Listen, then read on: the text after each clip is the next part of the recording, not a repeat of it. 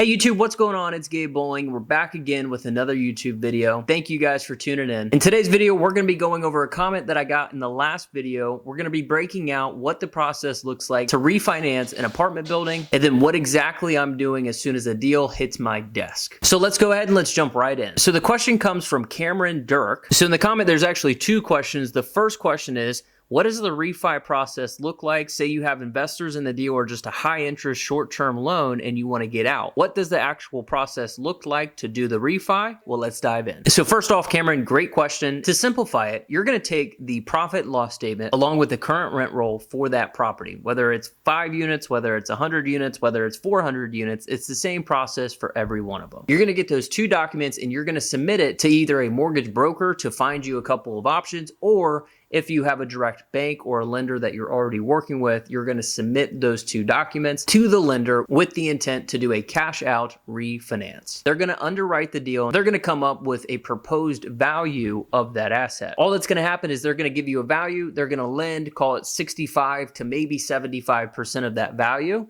as a new loan. You're going to take that new loan, pay off the old lender, keep what's left over, and also keep the property and have the cash flow coming from it. But I have to say, through my experiences working with a ton of lenders and a ton of different deals, it's always going to be deal by deal specific and lender by lender specific as well. And so the second question is, when a deal hits your desk, you do the quick math to determine whether or not you want to spend more time on it. And if you do you go out and get a commitment from your investors first before you put the deal under contract, or do you put the deal under contract and then raise the money from investors? The simple answer is you are congruently doing both. As you get into the business and you're learning about apartments and you're developing a buy box and criteria of what deals you want to go out and buy, you're also having conversations with potential partners, potential investors, and you're telling them about the properties and the criteria that you have right now. That way, once you do have the property under contract, you can call them and it's not a brand new conversation, and you're developing relationships and you're preparing them to make the investment based off the criteria that you have as an investor. So at the beginning, you're going to get educated. You're going to have some idea of what types of properties you want to go out and buy. Maybe it's in your backyard. And then once you have an idea of what types of returns you can generate from those properties or from making those investments, then you can have these conversations with investors and say,